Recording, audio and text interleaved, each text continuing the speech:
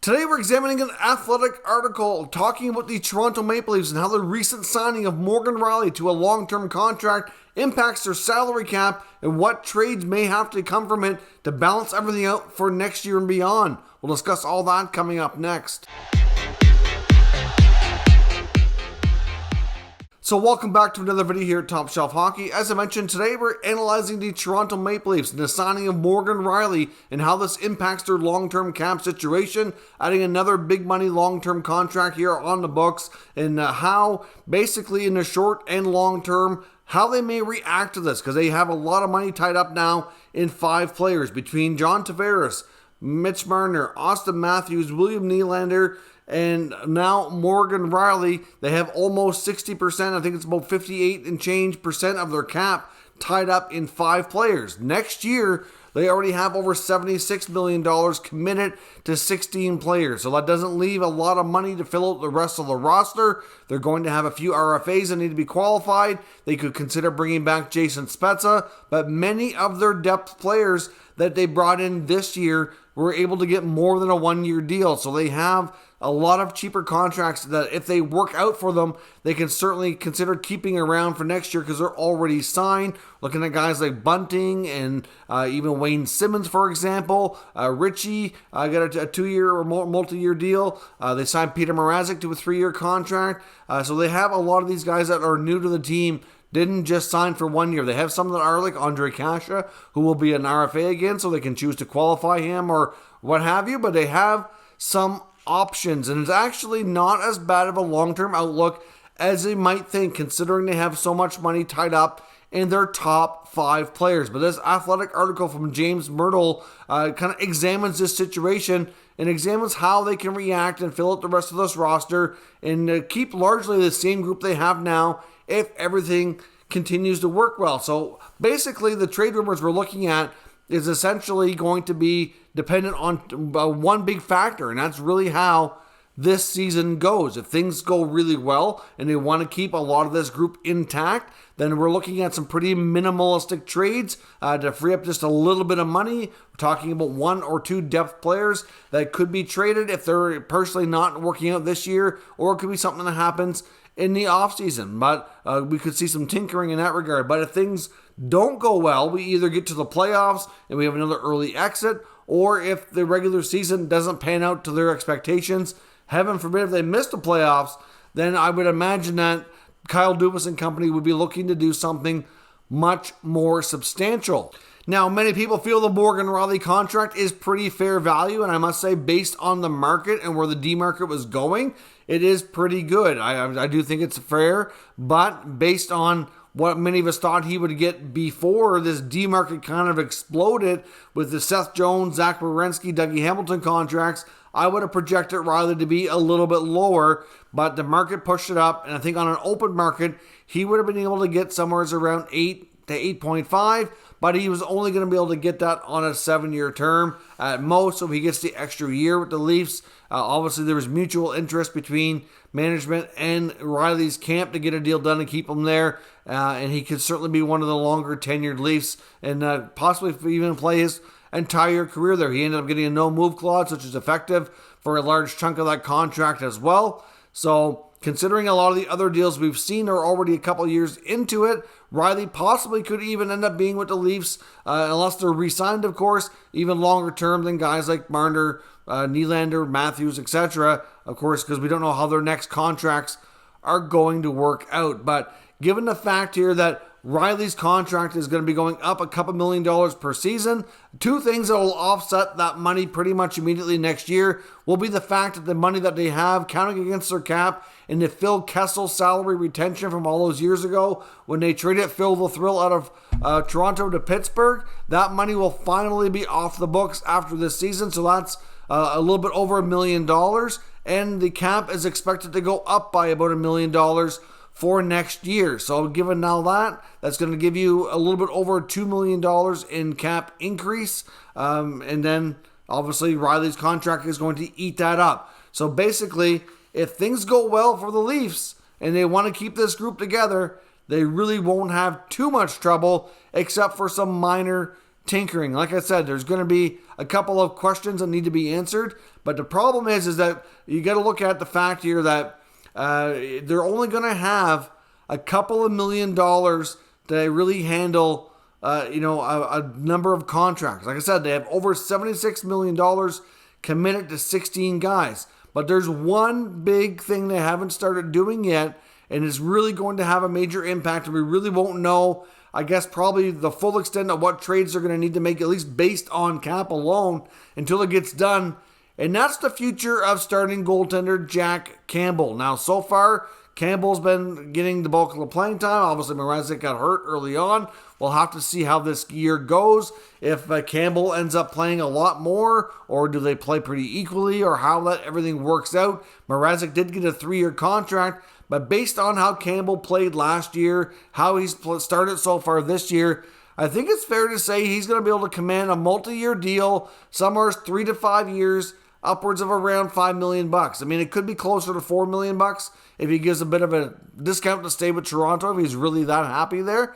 But it could be somewhere close to around $5 million. So that's a significant raise over what he's making today. So they're going to have several options. So this article from James Myrtle outlines several potential factors here. Now, when it comes to goaltending, part of it is that they're likely not going to be able to afford Jack Campbell at $5 million and Peter Mrazek at the 3.8 that they're paying him for 2 more years. So one possibility, if Mrazek plays well enough but is more expendable than Campbell, then they try to find a trade for Mrazek and free up that money. Now, if he has a decent season at $3.8 million for 2 years, he's not overly old, they likely should be able to move that contract. So that's a real possibility. And then, of course, they try to find a cheaper alternative to Mrazek. But that's kind of the name of the game here with the Leafs. They have so much money tied up in these big-name players that you're always doing cheaper replacement players to fill out the rest of the roster. If somebody starts to really rise up and end up improving their play and earning more money,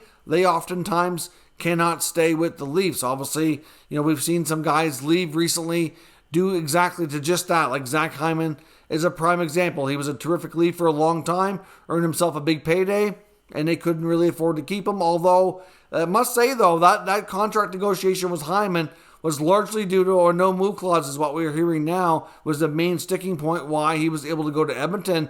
But if they would have given him that contract, I don't really think they were able to keep Hyman and Rielly both. And as much as Zach Hyman was a big piece of their puzzle and a very important player for them, I think you have to keep Rielly over Hyman in that case, because your blue line is absolutely so dependent on Rielly being that top guy. You take him out of the mix, you do not have a high-level puck mover who can help produce any offense from the back end. They have some guys that are decent defensively, like they've certainly improved that the last few years, like Muzzin and Brody, etc., but you're not going to get that quality level of puck moving, a power play quarterback, and all those other things that Rielly brings to the mix here. So clearly, I think they made the right choice, as much as it hurt for them to lose Zach Hyman. He's having a lot of success with the Oilers.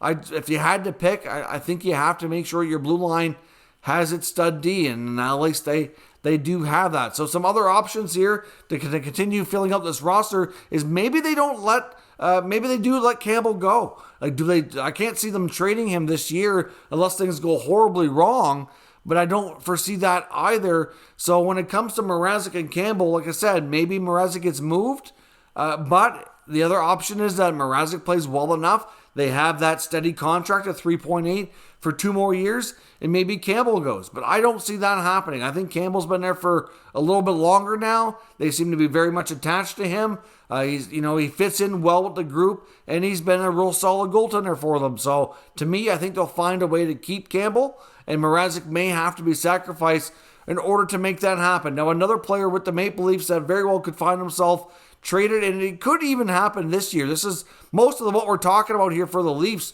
would either happen at the deadline if things go really wrong, or into next offseason when they have no choice but to kind of adjust the rosters based on the cap projections. But when it comes to Justin Hall, he obviously was a long-time healthy scratch under Mike Babcock. Since Sheldon Keefe has been the coach for the most part, he's played a lot more. He's played a lot better. And last year he was able to stay in the lineup and really showed that he could be a decent top 4 pair. I mean, obviously, like any D, he had his moments as well, but generally speaking, he had a pretty decent season. Now, this year, or early, but he's already fallen out of favor and is going to be missing time as a healthy scratch. So clearly, he's only got one more year, is $2 million on the books. He's not a huge cap hit, and adjusting that blue line a little bit further and giving more minutes to like Erasmus Sandin and Timothy Liljegren wouldn't be all that bad if they were able to take it on, because it does save you some money. It takes $2 million and knocks it down to an entry-level contract, so you get some cap relief and you get to move on from a player who was struggling. So Justin Holl is certainly one of the top trade contenders on the Leafs right now. Another one would be Alex Kerfoot, who didn't have the best start to his season with Toronto. He did have a couple of games where he's looked better, but generally speaking, I think he's proven to be expendable if the right deal comes along. He's not making a ton of money, but still with what he's earning at $3.5 million, it's certainly not anything to scarf at here when you can possibly add multiple other players to fill out the roster with what he's getting paid. They've been doing a good job at finding value contracts, like the Michael Bunting deal, for example, is going to prove to be very, very valuable, I think.